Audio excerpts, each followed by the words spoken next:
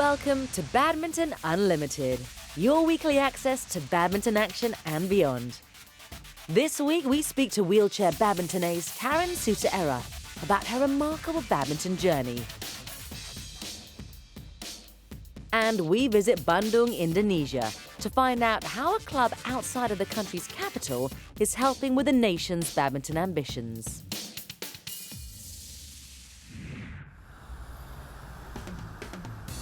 Stoke Mandeville, England, recently welcomed top para-badminton players from across the globe to the 10th BWF Para-Badminton World Championships. Hosted in a town that started the Paralympic movement, the event thrilled, inspired and showcased what the sport is all about. The highest level of para-badminton was on display and the players wowed all with their skill and athleticism. Badminton Unlimited was in England during the championships to meet one of the sport's most decorated players. Karen Sutera is a triple European champion, a double world champion, and ranked the best in her category. The Swiss player's dominance in the wheelchair class is unparalleled, and her achievements were recognized earlier this year when she was presented with Badminton Europe's Para-Badminton Player of the Year award.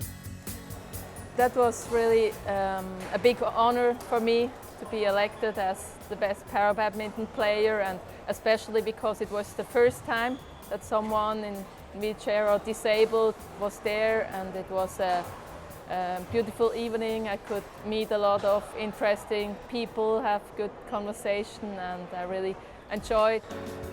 Karen has been active in sports since childhood and was a sports student before an accident in 1997 left her wheelchair-bound. But that didn't stop the Basel-born athlete from continuing to pursue her sporting dreams. And before her badminton journey, Karen had already proven herself to be an accomplished wheelchair tennis player, winning bronze at the 2004 Athens Paralympic Games. I was playing tennis intensively during 8 to 10 years, and it was quite intensive with many tournaments. I played between 10 and 15 tournaments a year. So it was really amazing. I loved that traveling around the world, but it was also was really a lot. Having reached the top level of competition in tennis, Karen needed a new challenge. As a talented racket sports athlete who regularly plays badminton, the transition seemed logical for the Swiss. After Beijing 2008, I wanted to stop my career at a high-level sport. I thought that that's fine, that's enough now. And then I had been playing badminton during all this time, like tennis, just twice a week, because I was working as a sports teacher in a rehabilitation clinic, and I played there twice badminton with the patients.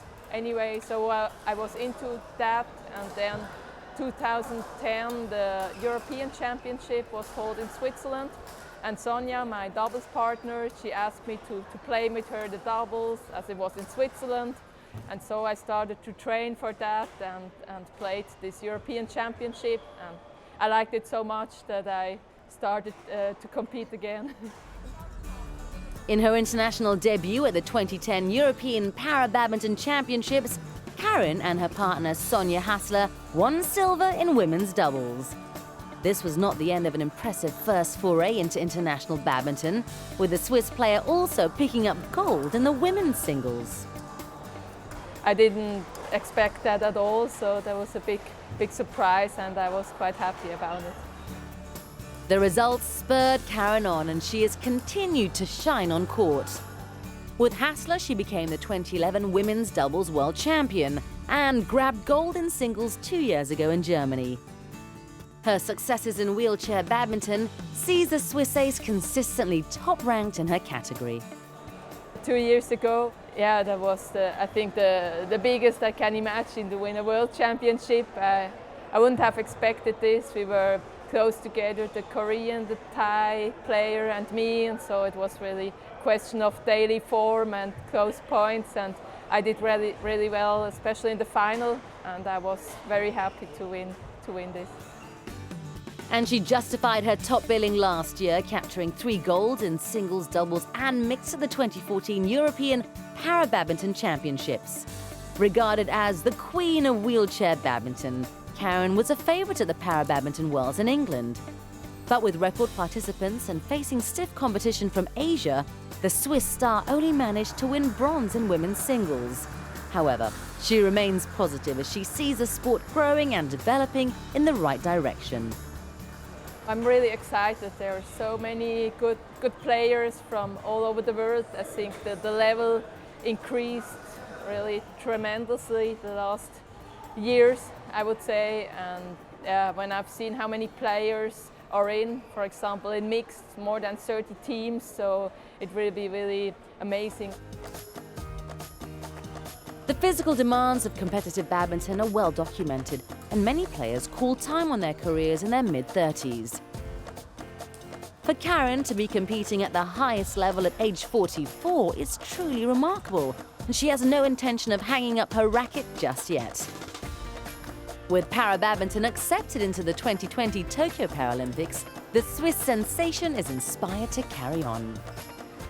5 years, it's a long time, but I really hope I can make it. It would be a big goal, especially playing together with Sonia, the doubles, as she never has been to the Paralympic Games. And yeah, I hope my body will be ready for this, as I'm not too young anymore, but I do everything to get there. Dynamic and determined, Karen Sutera is ready for more on sport's biggest stage. And on her way to Tokyo, you'll be sure she'll add a few more golds to her already impressive medal collection. In this week's trivia, we want you to guess who this player is. I was born in China. I'm a former world number 1. I played the longest recorded game against a Dane. We'll tell you the answer after the break.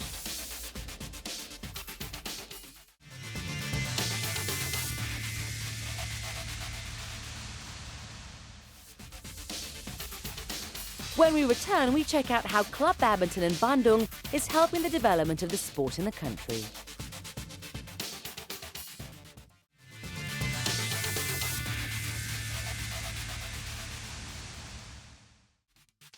Before the break, we asked you to guess who this player is. I was born in China. I'm a former world number 1. I played the longest recorded game against a Dane. The answer is Sun Jun. The Chinese shuttler is known to have a never-say-die attitude. Against Denmark's Peter Rasmussen in the 1997 World Championships men's singles final, Sun played limping on one leg after suffering a severe cramp in mid-match. Despite the cramp, he persevered to take the game to the third and was at one point leading 10-3 in the decider before eventually succumbing to the Dane. The game lasted a whopping 124 minutes and is badminton's longest game played at a World Championships. Earlier in the year, the Indonesia Badminton Association switched its focus towards developing the youth in a bid to counter the dominance of the Chinese. Key to its ambition is the strong and competitive domestic club scene. Spotting the best rising youngsters has been made much easier with Jakarta-based clubs like Jarum and Jaya Raya. But it hasn't meant that those outside the capital haven't been contributing to the national cause. Mutiara Cardinal is a club in Bandung, and it's been doing its part since the 1950s. Sebelumnya PB Mutiara adalah salah satu PB yang Actually, Mutiara is one of the oldest badminton clubs in Indonesia. It's been in existence since the 50s, and at that time, it was known as Blue White. One of its first players was Tan Jo Hock. He was the first Indonesian to win the All England title. Then in 1967, the name was changed to Mutiara. Dirubahlah nama Blue White menjadi nama PB Mutiara. Badminton Unlimited was in the West Java province recently to find out the secrets behind the club's competitive edge after all these years. Kita memang agak simpel sini, nggak terlalu banyak orang. We keep it simple here. There is not much staff. Mr. Tony Chayari leads the club as president, myself as the operations manager, and Mr. Umar Jaidi as technical director. Under his charge are the coaches, and then there are our office administrators. Terus ada juga jabatan sekretaris, gitu. Itu ada. Sejak 2000 Since 2002, Cardinal became our main sponsor, so Mutiara Cardinal is now the club's name. The company's owner, Mr. Tony Cahyadi, serves as the club's president as well. Pak Tony Cahyadi. Mutiara Cardinal has a coaching staff of 14 and currently houses over 100 players in different age groups. Besides holding annual public trials, there are other opportunities for selection throughout the year. Untuk merekrut anggota PB Mutiara, kita ada 2 jalur. To be selected into the Mutiara Cardinal Club, we hold a trial once every year, usually in January. We call it the Mutiara Cardinal Badminton Club Public Trials. You'll find many aspiring players coming from all over the country. Outside of this main trial, we may recruit any other player on an individual basis. That will only happen if he or she is outstanding. Pemain yang memang pantas untuk direkrut secara individual gitu. While most of the club's players are still attending school, they're still conditioned to the demands of a professional badminton career. But this isn't done without careful guidance and supervision. Mereka harus sudah memprioritaskan badminton. Honestly, they must prioritize badminton above all else, including schoolwork. It's inevitable that their studies are affected. But we work closely with schools that give flexibility to our players. The teachers may come over in the evenings to give extra classes. Malam hari itu suka ada gurunya datang ke sini memberi pelajaran-pelajaran tambahan. Kita di sini dalam satu hari kita ada 2. We have 2 sessions every day. We focus on physical conditioning in the morning and technique in the afternoon. But we're flexible. It could be the other way around. It all depends on our needs. Nanti kebutuhan kita nanti. Pendekatan ke anak-anak itu. We need to relate with the kids. It's like how you would fly a kite, knowing when to let go and when to pull back. You can't always be strict with them. Itu tidak selamanya selalu tarik terus Pak, tapi selalu ada ulur juga gitu. This attention to the needs of its players is paying off on the courts. Di setiap Sirnas kita In almost every tournament, we thank God that we're able to win gold.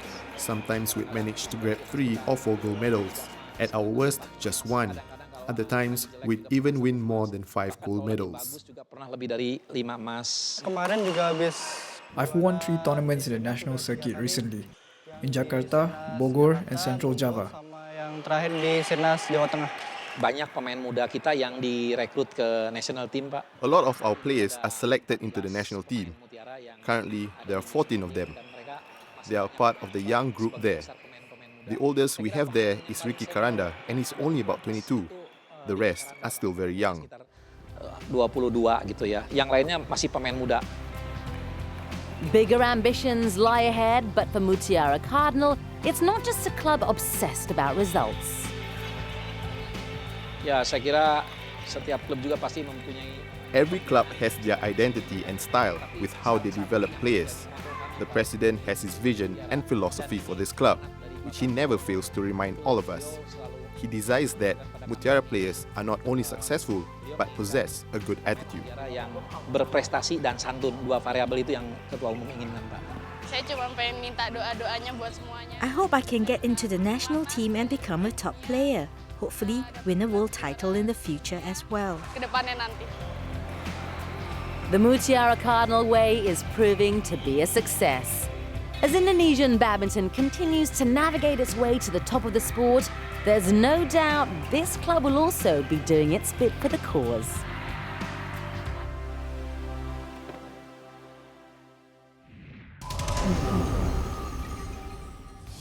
Top-class badminton was back in full swing last week when the Land of Smiles hosted the SCG Thailand Open 2015 in its capital, Bangkok. First up on finals day was a women's doubles as Korea's Chang Yi-na and Lee So-hee went up against China's Huang Dongping and Lee Yin-hui. The Koreans wrapped up a tight first game, only for the Chinese to even things up in the second. It was Huang and Lee who emerged victorious as they took the third. The scratch pair winning the match 20-22, 21-11, 21-15. Next was the women's singles final clash between the Singaporean Liang Xiaoyu and Korean number 1 Sung Ji-hyun. Sung, fresh from her Victor Korea Open win, was looking to carry her title-winning form against a confident Liang, who had defeated 2013 world champion Ratchanok Intanon in the semis. But the Korean was always in control in this one, clinching her third title of the year in straight games, 21-11, 21-14. Indonesia was in contention for the next three titles on offer. First up, it was the men's doubles final as Wahyu Nayaka Arya, Pankayanira and Ade Yusof took on Malaysians Koo Kien Kiat and Tan Boon Hyung. It was a nail-biter. After two games, the score was one apiece. In the third, it was the Indonesians who proved too much for the former world number ones, Koo and Tan. Final score 20-22, 23-21, 21-16 to Arya, Pankayanira and Yusof. Then it was the turn of mixed tandem Praveen Jordan and Debbie Susanto up against Koreans Choi Sol-gyu and Om Hae-won. Both pairs had just clashed at last month's Yonex Open Japan, and it was the Southeast Asians who walked away with the win then. For Choi and Om, it was the perfect opportunity to redeem themselves. After just over an hour, the Korean duo got the result and title they had waited for. Final score 21-19, 17-21, 21-16. Concluding the day was the men's singles final. Indonesia's threat came in the shape of Ilhan Maulana Mustafa, who faced Korean's veteran Lee Hyun-il. All eyes were on young Mustafa as the 19-year-old defeated accomplished opponents en route to this final, including number one seed Son Wan-ho. But against an experienced Lee, the Indonesian just couldn't keep up. With the score at 1-1, the Korean romped home to a convincing victory in the decider. 21-17, 22-24, 21-8, the final score.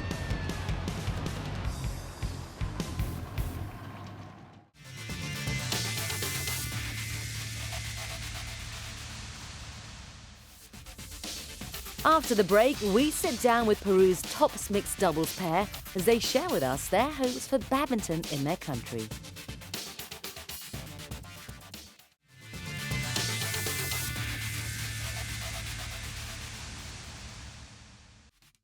This week's Player of the Week is Korea's leading lady Sung Ji-hyun. After a successful campaign at last month's Victor Korea Open, the world number 7 followed it up with another title at the SCG Thailand Open 2015. Also a Yonex German Open champion, Sung will be pleased with her run of form as she looks to nail down a spot at next year's Rio Olympic Games. Badminton Unlimited has traveled the globe to bring you stories of shuttlers pursuing their badminton passion, whatever their circumstance. This week, we talked to a pair who are equally as determined to reach their goals despite geographic obstacles and lack of resources. Mario Gua and Catherine Winder are Peru's top mixed doubles pair. In July this year, they won the bronze medal for their country at the 17th Pan Am Games in Toronto. It was great. It was the best feeling ever, and the best thing was that we trained so hard for that tournament that we just, when we arrived to the tournament, it was like we only came here for a medal. So and we reached our goal, yeah, so that's the main thing. Yeah. Our team met up with the Peruvian duo when they were in Jakarta for the Total BWF World Championships. We started off by finding out how the pair got their first taste of badminton in a country where sports like football dominate. Well, I was playing soccer at the time I started playing badminton. I went to my club to pick up my sister from his academy, and it was badminton. And I saw like badminton was a very fast and weird sport. So I told my sister, please, can we go this weekend to play badminton? And after that, I told my mom, can you put me in the academy too? I remember I was in, I don't know, in gymnastics, in swimming, in maybe athletics. And then one of these sports was badminton. And I was really little, and I remember the coach saying, if she can hit the shuttle, then she can stay in the academy. and I hit the shuttle really, really good, and that's how I started. Hailing from the capital, Lima, their talent for the sport was quickly spotted by the national team, and they were selected for the country's junior squad. Representing Peru, both were already doing well in their own categories before they were paired together in 2006. It was because of the coaches. On those times, the first place of each of women's singles and men's singles play together. And that's how we started. Yeah. But then we kind of like it playing together, so we stick together. Describing their on and off-court chemistry as similar to that of siblings, the pair gelled almost immediately. Playing the traditional mixed double style of using the front and back formation, they began to see their partnership reap rewards. In 2009, they clinched gold in the Pan Am Junior Badminton Championships and won several titles in the Americas region. The Gua-Winder pairing seemed to be on a roll. But a year later, the partnership was halted. Catherine suffered a hip injury that saw her out of competitive badminton for almost 3 years. She was doubtful she would ever return. Mario became her source of motivation. I mean, I got surgery, so I didn't know if I could still play, but he was like all the time in the phone, you have to come back, let's, I don't know, go to the Pan Ams and that'll be a comeback. The pair reunited in 2013 and began their climb up the world rankings. Becoming the only Peruvian shuttlers to win a medal at the 2015 Pan Am Games has been their biggest achievement. Hailing from a country where badminton is struggling to gain a foothold in terms of popularity, the bronze medal was an enormous boost for the sport. Yeah, because of the bronze medal we got in the Pan Am Games, there is a lot of press, a lot of TVs. The president actually gave us a prize, so we had the chance to meet our president. So it's growing. It's a hard work. But step by step. But I think it's growing. Yeah. The duo's development has been hampered by the lack of finance, which means they cannot afford to play in tournaments outside the Americas. The 2015 World Championships was Mario and Catherine's first world tournament, and the pair went to great lengths to secure their passage to Jakarta. It's really difficult because the sport is not really known, so there's not really a lot of companies that want to sponsor you because what are you playing, right? But I don't know, we just have to go door to door, literally, and just find someone who wants to help. And our bronze medal did really help a lot. So that's how we got sponsors and that's how we came here. For Mario and Catherine, their steps into the world of international badminton are just beginning. But their deepest desire is to see badminton become a major sport in Peru. We would like to make badminton spread in our country. That's what I really like to. And see Peru keep winning and keep being successful in Pan American and start being successful, I mean, on the world. It may not be an overnight success for Peru badminton, but Mario Gua and Catherine Winder are confident to lead and pave the way. Get connected with us. Log on to these websites for videos and photos and get the latest news and information on all things badminton. Missed an episode of Badminton Unlimited? Or perhaps you just want to catch your favorite episode again? You can do so at your convenience on our YouTube channel. All the best badminton clips are just a click away. Let's find out what's happening on the international circuit in our Badminton Unlimited calendar.